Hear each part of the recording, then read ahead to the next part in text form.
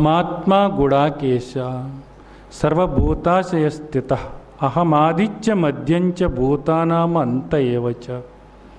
ఈ జీవులన్నిటికీ కూడా ఆది ఆయనే అయి ఉన్నాడు. ఈ జీవులలో ఆత్మగా ఉన్నాడు. సర్వభూతాశయ స్థిత, జీవులందరి హృదయాల్లోనూ కూడా ఆత్మస్వరూపుడై ఉన్నాడు. అహమాత్మ, నేను అనేటటువంటి స్ఫురణ ఏదైతే ఉందో, ఆత్మస్ఫురణ ఏదైతే ఉందో ఆ ఆత్మస్వరూపుడై ఉన్నాడు ఆ తండ్రి. ఆత్మ ఎటువంటిది? ఈ ఆత్మ అహమాత్మ అంటున్నాడు ఆయన. ఆయన ఆత్మగా ఉన్నాడట. ఆత్మ అంటే ఏమిటో ఆయన మాటల్లోనే మనం తెలుసుకుందాం.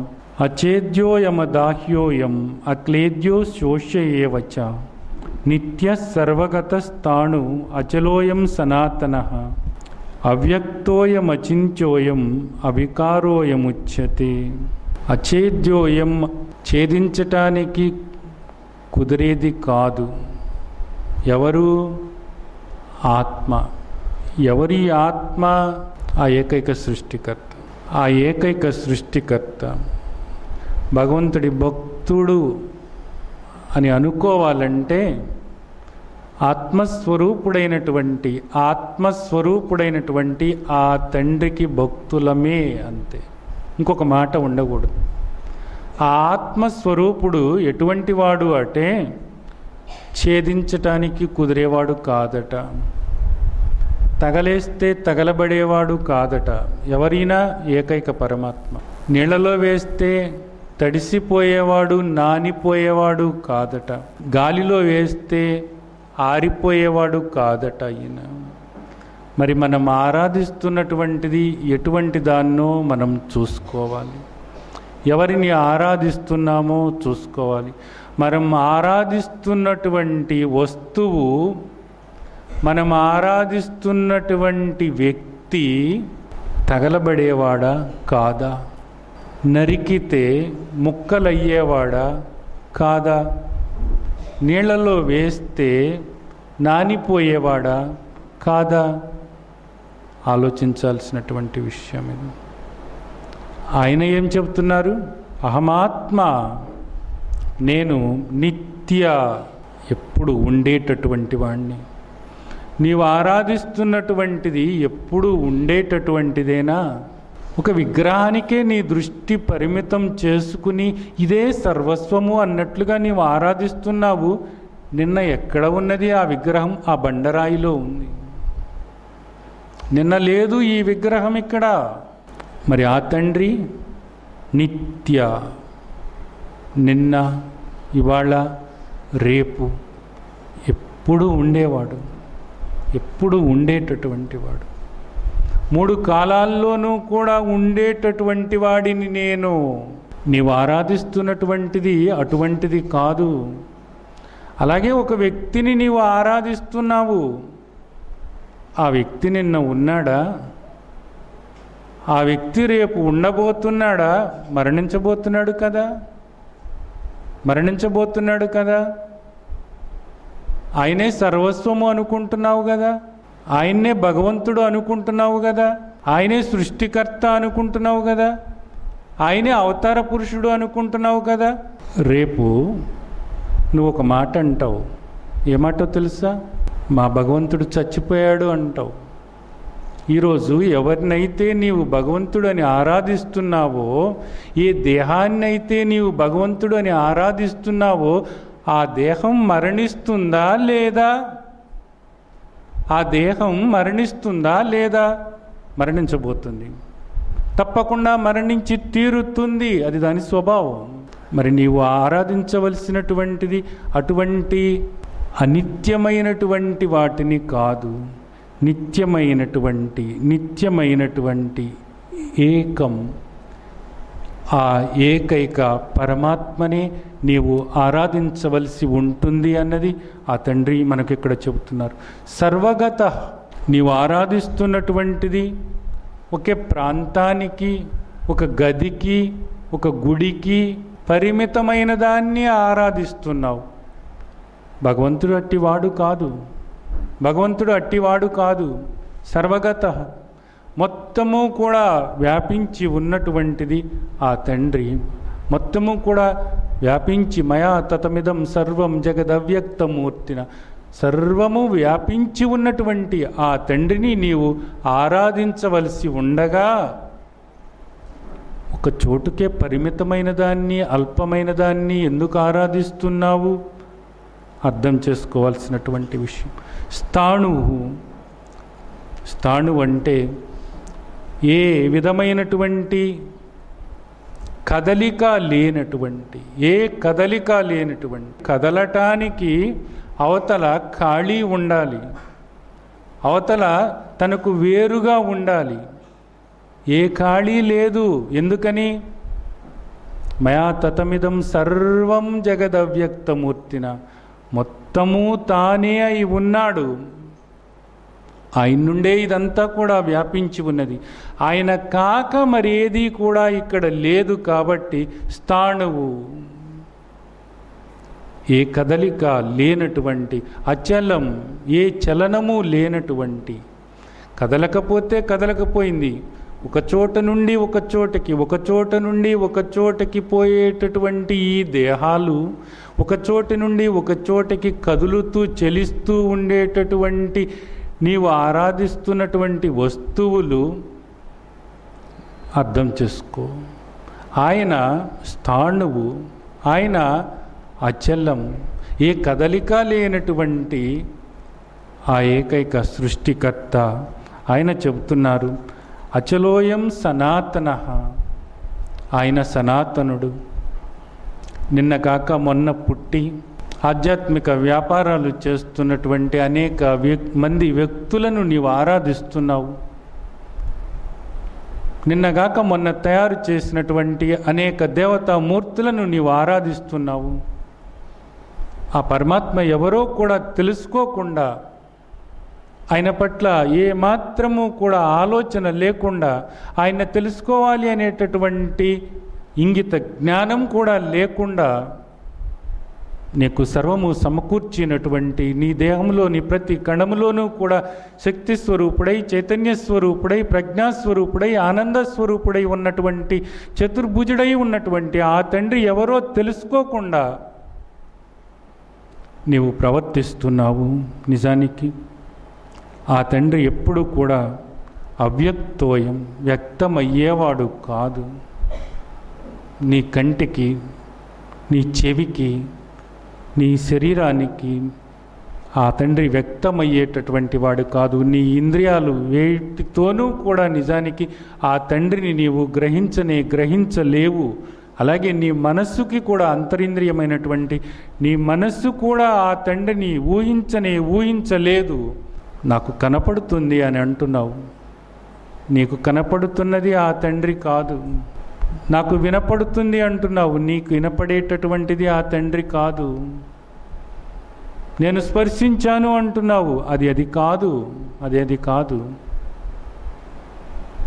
వీటన్నిటికన్నా ఇంకా ఉన్నతంగా, అనంతంగా ఉన్నాడు మన తండ్రి. ఆ తండ్రిని నీవు తెలుసుకోవాల్సి ఉంది. అవ్యక్తోయం, అచింత్యోయం, నీ చింతనకు అందేటటువంటి వాడు కాదు, నీ ఊహకు అందేటటువంటి వాడు కాదు, అల్పమైనటువంటి నీ మేధస్సుకి అందేటటువంటి వాడు కాదు. ప్రజ్ఞాస్వరూపుడైనటువంటి మన తండ్రి అవికారోయం, ఆయన మారేవాడు కాదు. మనం చూస్తున్నాం, మన చుట్టూతో ఉన్నటువంటి దేహాలను చూస్తున్నాము. బాల్యము, యవ్వనము, వృద్ధాప్యము, అవసానము అనేటటువంటి రకరకాలైనటువంటి దశలతో, అలాగే రకరకాలైనటువంటి జబ్బులతో మారుతున్నటువంటి దేహాలను మనం చూస్తున్నాం. అలాగే వస్తువులను సైతం ఆ మార్పుని గమనిస్తున్నాం. ఈరోజు చేసినటువంటి ఈ వస్తువు ఎంతో కొత్తగా ఉంటుంది, పాతబడే కొద్దీ కూడా దానిలో ఒక మార్పు ఉంటుంది. అలాంటి వికారాలు చెందేటటువంటిది కాదు ఆ పరమాత్మ తత్వం. ఆ తండ్రి ఏ మార్పుకు కూడా గురి కానటువంటి వాడు, ఏ మార్పుకి కూడా గురి కానటువంటి వాడు మన తండ్రి. అవికారోయం, అటువంటి నిత్య సర్వగత స్థాణు అచల సనాతన అవ్యయ అవ్యక్త అచింత్య అవికార ఆత్మస్వరూపుడైనటువంటి ఆ ఏకైక పరమాత్మనే ఆరాధించాలి. మన్మనాభవ, మన మనస్సు ఆయన మీదే లగ్నం చేయాలి, ఆయనకే భక్తులుగా మారాలి. మధ్యాజీ, ఆయన్నే ఆరాధించాలి. మాం నమస్కురు, ఆయనకే నమస్కరించాలి, ఆయనతో ఏకమవ్వాలి. యుక్తైవం ఆత్మానం మత్పరాయణ, ఆయనకే శరణాగతి, ఆయనకే భక్తులమవ్వాలి, ఆయనకే నమస్కరించాలి, ఆయనతో ఏకమవ్వాలి అనేటటువంటి దృష్టి ఏర్పరచుకోవాలి. ఇది భక్తి అనబడుతుంది. ఎవరైతే ఈ దృష్టి ఏర్పరచుకుంటారో వాళ్ళే భక్తులు అనబడతారు. భక్తి అనేటటువంటి మాట ఆ పరమాత్మకు, ఆ తండ్రిని ఆరాధించేటటువంటి ఈ అంతఃకరణానికి సంబంధమైనటువంటి విషయం. అది కేవలము ఆ పరమాత్మను ఎవరైతే ఆరాధిస్తున్నారో, నిత్య సర్వగత స్థాణు అచల సనాతన అవ్యయ అవ్యక్త అచింత్య వికార స్వరూపుడైనటువంటి ఏకైక పరమాత్మ, సృష్టికర్త, మన అందరి తండ్రి ఎవరైతే ఉన్నారో ఆ ఒక్కడిని ఎవరైతే ఆరాధిస్తున్నారో వాళ్ళు మాత్రమే భక్తుడు అని అనబడుతారు. ఎందుకంటే ఆ తండ్రి అంటున్నాడు, భక్తోస్మే ప్రియ అంటున్నాడు. అటువంటి వాడే నాకు భక్తుడు, అటువంటి వాడే నాకు ప్రియమైనటువంటి వాడు అని ఆ తండ్రి చెబుతున్నారు. మరి ఆయన మాటలను మనం వినిపించుకోకుండా అదచేత్వం అహంకారాత్ న శ్రోష్యసి వినంక్షసి, అహంకారంతో ఆయన చెప్పినటువంటి అమృతతుల్యమైనటువంటి ఈ పలుకులను ఆలకించకుండా, నా శ్రోష్యసి వినిపించుకోకుండా అహంకారంతో మనం ప్రవర్తిస్తున్నప్పుడు వినంక్షసి నాశనమవుతాం. ఇది ఆయన చెబుతున్నటువంటి. ఎందుకు మన నాశనాన్ని మనమే కోరి తెచ్చుకోవాలి? ఆ తండ్రి ఇంతగా మనకు చెబుతున్నప్పుడు మహర్షులందరూ కూడా మనకు అందించినటువంటి మాత్రమైనటువంటి ఈ జ్ఞానాన్ని కాదని, ఎవరో ఏదో చెప్పారని, ఎవరో ఎవరినో ఆరాధిస్తున్నారని ఎందుకు మనం పెడత్రోవని పోవాలి? ఆ ఏకైక పరమాత్మకు ఎందుకు మనం దూరం అవ్వాలి? అల్పమైనటువంటి ఈ భావాలను వదిలివేసి, ఈ అజ్ఞానాన్ని వదిలివేసి, ఆ తండ్రి ఏకైక పరమాత్మ, ఆయన కాక మరేదీ లేదు, ఆయనకు అన్యమైనది ఏదీ లేదు. మనం ఎక్కడ ఉన్నప్పటికీ కూడా, ఎలా ఉన్నప్పటికీ కూడా, ఏ విగ్రహం ముందు ఉన్నప్పటికీ కూడా, ఏ దేవతామూర్తి ముందు ఉన్నప్పటికీ కూడా ఆ తండ్రిని స్మరిస్తూ, ఆ తండ్రిని ధ్యానిస్తూ, ఆయన కాక మరేది లేదు అనేటటువంటి దృష్టి మనం ఏర్పరచుకున్నట్లయితే కొంతకాలానికి మనం ఆ అనన్య భక్తులం అవుతాం. ఆయన కోరుకున్న విధంగా మనం మారుతాం. ఆ తండ్రి చెబుతున్నారు, అనన్యంగా ఆ తండ్రిని ఆరాధించమని. అనన్యా చింతయంతో మాం ఏ జనా పర్యుపాసతే తేషాం నిత్యాభియుక్తానాం యోగక్షేమం వహామ్యహం. ఆ తండ్రి కన్నా మరేదీ లేదు అని నిశ్చింతగా ఆ తండ్రిని ఆరాధించుదాం. మన యోగక్షేమాలు ఆ తండ్రికి అప్పచెబుదాం. ఆ తండ్రి చూసుకుంటాను అన్నారు. ఇంతకన్నా మనకి ఏం కావాలి నిజానికి?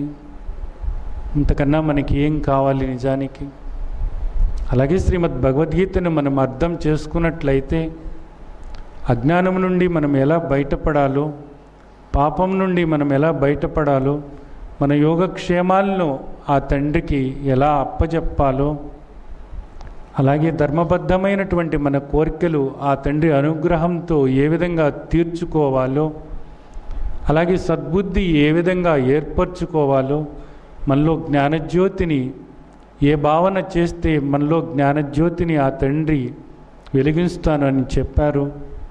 చివరిగా మోక్షయిష్యామి మా శిష్య, మోక్షాన్ని ఏ విధంగా ప్రసాదిస్తానన్నారు. ఇంతటి అద్భుతమైనటువంటి విషయాలు ఎన్నెన్నో, అలాగే మన నిత్య జీవితంలో మనం ఎలా జీవించాలో తెలియచేసేటటువంటి జీవన సూత్రాలు ఎన్నెన్నో శ్రీమద్ భగవద్గీతలో మనకు కనిపిస్తూ ఉంటాయి. అవి ఆచరించడానికి కష్టమైనవి కాదు, గుర్తుంచుకోండి ప్రియమైనటువంటి మిత్రులారా. వాటిని ఆచరించుకుంటూ ఆ తండ్రి చెప్పినట్లుగా మనం నడుచుకుంటూ వెళ్ళినప్పుడు ఆ తండ్రికి ప్రియులమవుతాము. ఆ తండ్రి చెప్పినట్లుగా ఆ తండ్రి మన యోగక్షేమాలను చూసుకుంటూ ఉంటారు. నిజానికి ఇంతకన్నా మనకి ఏం కావాలి? పాపం నుండి బయటపడదాం, మన కోరికలు తీర్చుకుందాం. ఆ తండ్రిని ఆరాధిస్తూ మన కోరికలు తీర్చుకుందాం. ఆ తండ్రిని ఆరాధిస్తూ మన అజ్ఞానం నుండి బయటపడదాం. ఆ తండ్రిని ఆరాధిస్తూ మన పాపాలు ప్రక్షాళన చేసుకుందాం. ఆ తండ్రిని ఆరాధిస్తూ చివరి శ్వాస వదులుదాం. ఆ తండ్రి మోక్షాన్ని ప్రసాదిస్తాను అన్నారు. ఇది మానవ జన్మ యొక్క లక్ష్యం. ఈ లక్ష్యాన్ని దృష్టిలో పెట్టుకుని అనంతుడైనటువంటి ఆ తండ్రి మనకు సద్బుద్ధి ప్రసాదించాలని దేవుని వాక్యమైనటువంటి శ్రీమద్ భగవద్గీత స్వయంగా దేవాది దేవుడు మనకు చేసినటువంటి బోధ, అత్యద్భుతమైనటువంటి ఈ బోధను మనం అవగాహన చేసుకుంటూ దాన్ని ఆచరించటానికి కావలసినటువంటి శక్తిని మనకు ఆ దేవదేవుడు ప్రసాదించాలని ఆ తండ్రిని కోరుతూ, ఆ దేవాది దేవుణ్ణి కోరుకుంటూ, జై సచ్చిదానంద్. దేహాన్ని దేహిని ఎలా వేరుపరచాలి? శ్రీమద్ భగవద్గీతలో కర్మ సన్యాస యోగం మీరు చూసినట్లయితే పశ్యన్ శృణ్వన్ స్పర్శన్ జిజ్ఞన్ అస్యన్ గచ్చన్ స్వపన్ శ్వాసన్ ప్రలపన్ విసృజన్ నిమిషన్ అపి ఇంద్రియాణి ఇత్యాదేశు వర్తంతి ఇది ధారయాన్. నేను కాదు, నైవ కించిత్ కరోమీతి యుక్త్వా మన్యతే తత్వవిత్. నేను కాదు చేసేది అనేటటువంటి దృష్టి ఏర్పరచుకుని ఇంద్రియాలు వాటి పని అవి చేసుకుంటూ ఉన్నాయి. నేను కాదు, నేను ఆత్మస్వరూపుడను, నేను నిత్య సర్వగత స్థాణు అచల సనాతన అవ్యయ అవ్యక్త అచింత్య స్వరూపుడను, ఆత్మస్వరూపుడను అనేటటువంటి దృష్టి నీ ప్రతి కణంలోనూ ఇంకించుకున్న రోజున, నీవుగా ఉండగలిగిన రోజున, ఈ దేహంలో ఉన్నటువంటి ఇంద్రియాలు వాటి పని అవి చేసుకుంటున్నాయి అనేటటువంటి భావన నీవు పెంచుకున్న రోజున అది నీకు తృప్తి కలిగిస్తుంది. భగవంతుడు రాసిన రాతను సద్గురువు మారుస్తాడా? భగవంతుడు ఏ రాత రాయడు. మన రాత మనమే రాసుకుంటాం. నిజానికి మన రాత మనమే రాసుకుంటాం. మన కర్మను సృష్టించుకునేది మనమే.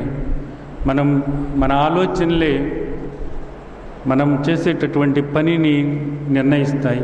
మనం చేసేటటువంటి పని ఫలితాన్ని నిర్ణయిస్తుంది. నిజానికి మనం చేసిన పనికి ఏ ఫలం రావాలో ఆ ఫలం దైవ నియతి ప్రకారంగా, ఒక నిర్ణయం ప్రకారంగా మనకు అందుతూ ఉన్నదనేది మనకు అర్థమవుతూ ఉంటుంది. అయితే సద్గురువు మారుస్తాడా అంటే నెత్తిన చేయి పెట్టి లేదా నాలిక మీద గీతలు గీసి ముఖాన ఏదో పెట్టి చెరిపి లేదా గరుగ్గా ఉన్న వస్తువు ఏదో మీ తలకు చుట్టి మార్చడు. మీలో ఉన్నటువంటి అజ్ఞానాన్ని పోగొట్టి శ్రీమద్ భగవద్గీతలో ఉన్నటువంటి జ్ఞానాన్ని అందించటం ద్వారా నేను ఈ దేహం కాదు అనేటటువంటి భావన మీకు కల్పించి, మీరనుకుంటున్నటువంటి దైవం ఎక్కడో ఉన్నటువంటి పగిలిపోయే, రాలిపోయే, తగలబడిపోయేటటువంటిది కాదు. భగవంతుడంటే మొత్తము కూడా సర్వము అవ్యక్త స్వరూపుడై ఉన్నాడు, ఆత్మస్వరూపుడై ఉన్నాడు. ఆ ఆత్మస్వరూపుని యొక్క అంశమే నీవు కూడా, మొత్తమంతా కూడా ఆత్మే ఉన్నది అనేటటువంటి దృష్టిని కలిగించటం ద్వారా నీ రాత మారుతుంది. అంతేకాని రాత మారుస్తారు అంటే అది వేరే విధంగా కాదు. నేను ఎన్నో పుస్తకాలు చదివాను, భక్తి టీవీ చూశాను, భక్తి టీవీలో బోధనలు విన్నాను. దేవుడు ఉన్నాడు అంటారు, మనలోనే ఉన్నాడు అంటారు, మనల్ని పిలుస్తున్నాడు అంటారు, అసూయ ద్వేషాలు వదలమంటాడు, కోపతాపాలు వద్దన్నాడు, ప్రేమ ఆనందాలతో మనస్సు నింపమన్నాడు, యోగా క్లాసులకు వెళ్ళాను, ప్రేమ ద్వేషం అసూయలు వదిలిపెట్టడానికి చాలా వరకు ప్రయత్నిస్తున్నాను, కానీ భగవంతుణ్ణి చూసే మార్గం తెలియలేదు. భగవంతుణ్ణి చూసేటటువంటి మార్గం తెలియాలి అనుకున్నప్పుడు మీరు ఆత్మజ్ఞానం పెంచుకోవాలి. ఆత్మజ్ఞానం పెంచుకున్నప్పుడే మీరు నిజానికి ఈర్ష్య అసూయ ద్వేషాలను వదలగలుగుతారు. అంతేగాని ఈర్ష్య అసూయ ద్వేషాలు వదలండి, కామక్రోధ లోభాలు వదలండి అంటే ఎందుకు వదలాలి? ఎందుకు వదలాలి? ఏ బలమైన కారణం ఉందని మనం అసలు వదలాలి? అవన్నీ కూడా ఎప్పటి నుంచో మనం చక్కగా తెచ్చుకుంటున్నాం కదా, మనకు ఉపయోగపడుతున్నాయి కదా. అప్పుడప్పుడు మనకు ఒక బలమైనటువంటి కారణం ఉండాలి. ఏమిటి ఆ కారణం అన్నది? ఆత్మజ్ఞానం అన్నది. యోమాం పశ్యతి సర్వత్ర సర్వం చ మయి పశ్యతి. ఆ ఆత్మ దర్శనం అన్నది మనం పొందినప్పుడు, ఆత్మజ్ఞానాన్ని పెంచుకున్నప్పుడు మాత్రమే ఆ ఈర్ష్య అసూయ ద్వేషాల నుండి మనం బయటపడతాం. ముందు అది తెలుసుకోవాలి. అది పట్టుకున్నప్పుడు ఆ పట్టుతో వీటిని వదలపెట్టగలము. అంతేగాని అటువైపు పట్టుకోకుండా దీన్ని వదలలేరు. గుర్తుంచుకోండి. మనకందరూ కూడా ఎలా చెప్తారంటే, నువ్వు అవన్నీ వదిలేసిరా అంటారు. అవన్నీ వదిలేసి రావటానికి ఏ బలం ఉందని వదులుతాం? ఇక్కడ ఆయన ఎవరో తెలియదు, ఆయనకు మనకు ఉన్న సంబంధం ఏమిటో తెలియదు, మనం ఎవరో తెలియదు. మనం ఈ దేహమే అనుకుంటున్నాము. ఈ దేహం అంతా రాగద్వేషాలతో, ఈర్ష్యాసూయ ద్వేషాలతో, కామక్రోధాలతో నిండి ఉన్నది, పూర్తిగా నిండి ఉన్నది. అవన్నీ కూడా గుణాలకు సంబంధమైనటువంటి విషయం. అవన్నీ వదిలిరా అంటే ఎలా వదులుతావు? నువ్వు దేహమే అనుకుంటున్నావు కదా. దేహమే అనుకున్నప్పుడు దేహానికి సంబంధమైనటువంటి దాన్ని ఎక్కడ వదులుతావు? వాటిని వదలటం కాదు, నువ్వెవరు అన్నది అర్థం చేసుకోవాలి. నీవు ఆ తండ్రి అంశ అన్నది అర్థం చేసుకోవాలి. ఆత్మ బలంతో ఉన్నప్పుడు వీటి నుండి నీవు బయటపడగలవు. గుణాల నుండి నీవు బయటపడాలి అనుకున్నప్పుడు గుణాలకు అతీతుడైనటువంటి ఆ తండ్రిని పట్టుకోవటమే మార్గం అన్నది మనకి గుణత్రయ విభాగ యోగంలో చెప్తున్నటువంటి మాట. ఈ రోజున సమాజంలో సగటు మనిషిని డబ్బుతో కొలుస్తూ, డబ్బు ఉన్నవాడిని గౌరవిస్తుంది. నాలాంటి డబ్బు లేని వాడిని ఎంత మంచిగా ఉన్నా సమాజం హేళన చేస్తుంది. ఈ సమాజాన్ని డబ్బు నడిపిస్తున్నంత కాలం ఎవరు ఏమి చెప్పినా వృధాగా ఉంటుంది. ఇది కరెక్టే, డబ్బు ఉన్నవాళ్ళనే గౌరవిస్తుంది. అయితే డబ్బు ఉన్నవాళ్ల కంటే కూడా ఆత్మజ్ఞానం ఉన్నటువంటి వాళ్లను ఇంకా గౌరవిస్తుంది. నీవు నిజానికి గౌరవించబడాలి అనుకున్నప్పుడు జ్ఞానం నీ సొత్తు అవ్వాలి. ఈ రోజున బాహ్యంగా కూడా మీరు తీసుకున్నట్లయితే చదువుల్లో ముందు ఉన్నటువంటి, జ్ఞానపరంగా ఉన్నటువంటి వాళ్ళను ఈరోజు సమాజం వాళ్లకు సెల్యూట్ చేస్తుంది. ఏ కులమైనప్పటికీ కూడా, ఏ మతమైనప్పటికీ, ఏ ఆర్థిక స్థితిలో ఉన్నప్పటికీ కూడా ఎవరికి విద్య ఉంటుందో వాడే గౌరవించబడుతున్నాడు అనేది మీకు తెలుసు. డబ్బు కంటే కూడా విద్య ఉన్నటువంటి వాడిని ఈరోజు గౌరవిస్తున్నారు. అటువంటిది ఆత్మవిద్య మీ సొంతమైనప్పుడు, ఆత్మదృష్టితో మీరు జీవిస్తున్నప్పుడు అన్ని గౌరవాలు కూడా మీతో నడిచి వస్తాయి. ఎత్ర యోగేశ్వర కృష్ణో ఎత్ర పార్థో ధనుర్ధర తత్ర శ్రీ విజయో భూతి ధ్రువ నీతిర్మతిర్మమ. ఇవన్నీ నీ వెనక నడుచుకుంటూ వస్తాయి. ఎప్పుడు నీవు యుద్ధం చేసినప్పుడు, దీని నుండి బయటపడ్డప్పుడు, అజ్ఞానం నుండి నీవు బయటపడ్డప్పుడు అన్నీ నీ వెనక నడుచుకుంటూ వస్తాయి సోదరా. భగవద్గీత చదివేటప్పుడు శుభ్రంగా స్నానం చేసి చదవాలా, లేక ఎప్పుడైనా చదవచ్చా? అస్సలు చదవకపోవటం కన్నా ఎప్పుడోసారి చదవటం మంచిది. ఎప్పుడోసారి చదవటం మంచిది. శుభ్రంగా స్నానం చేసిన తర్వాత నాకు టైం లేదు అంటే కుదరదు. అంటే ప్రశాంతంగా మంచి వాతావరణంలో స్నానం చేసి చదువుకుంటే మనసు ప్రశాంతంగా ఉంటుంది. అలా కాకుండా నాకు ఇవాళ స్నానం చేయటానికి నీళ్లు రాలేదు, నేను భగవద్గీత చదవను అనవద్దు. అది సరైంది కాదు.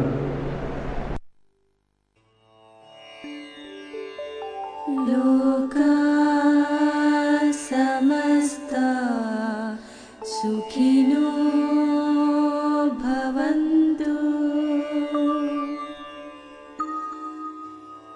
लोका समस्ता सुखिनो भवन्तु। लोका समस्ता सुखिनो भवन्तु।